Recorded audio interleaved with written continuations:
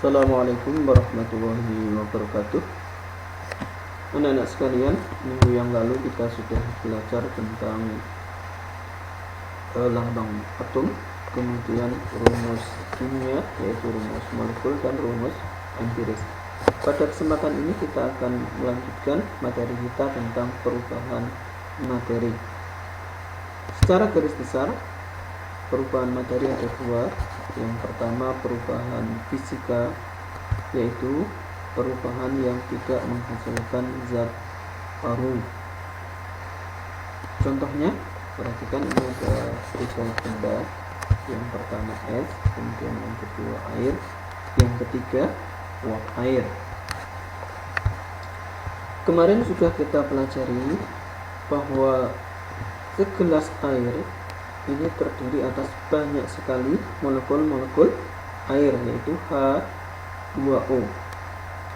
Ketika air suhunya diturunkan, gerakan partikelnya semakin lambat, ini nanti jarak antar partikelnya menjadi lebih dekat, sehingga nanti akan berubah wujudnya menjadi padat, menjadi es. Tapi ini tetap molekul-molekulnya adalah H2O.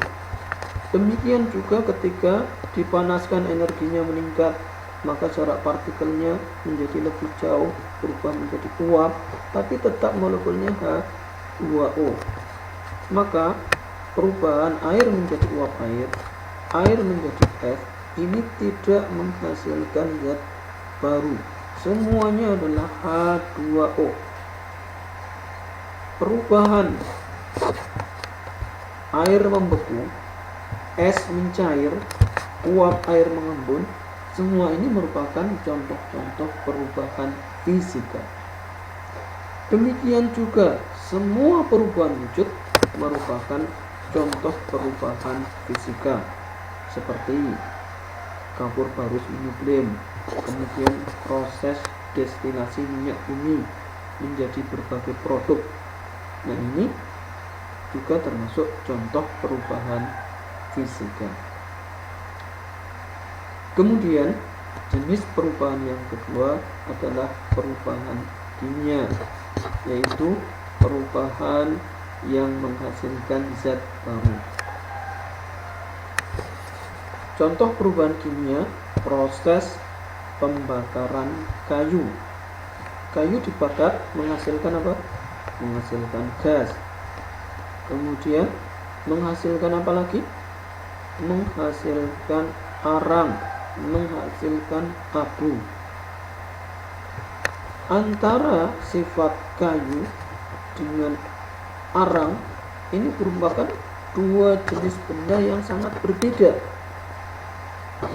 Berbeda dengan tadi ya, es bisa menjadi air, ini bisa bolak-balik. Kalau seperti ini tidak bisa bolak-balik. Tidak mungkin arang itu kembali berubah menjadi kayu. Perubahan kayu menjadi arang atau proses pembakaran kayu ini menghasilkan zat yang baru.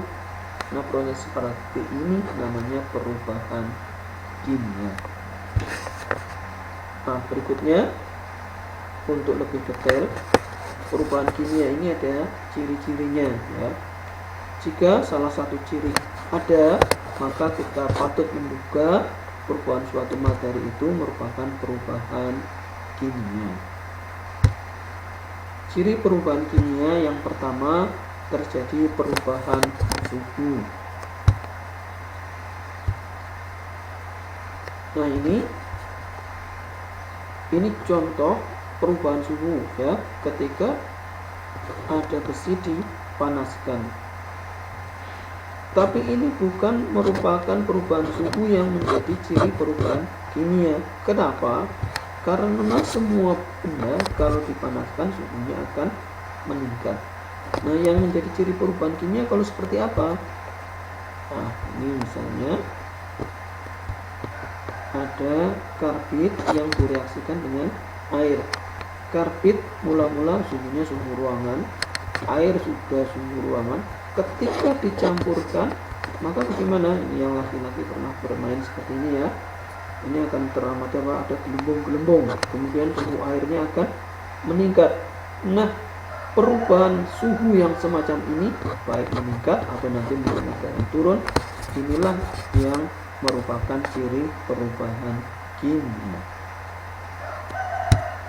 Kemudian ciri yang kedua, terjadi perubahan warna. Nah, ini ada suatu percobaan. Ini ada larutan tadi tulisannya apa? Tembaga sulfat ya. Tembaga sulfat CuSO4 warnanya biru. Kemudian nanti akan direaksikan dengan suatu logam. Nah, ini akan direaksikan dengan seng ya. Coba kemudian kita amati apa yang terjadi. Ya. Terjadi perubahan warnanya dari biru berubah menjadi jernih. Nah, perubahan ini sifatnya bagaimana? Sifatnya permanen ya.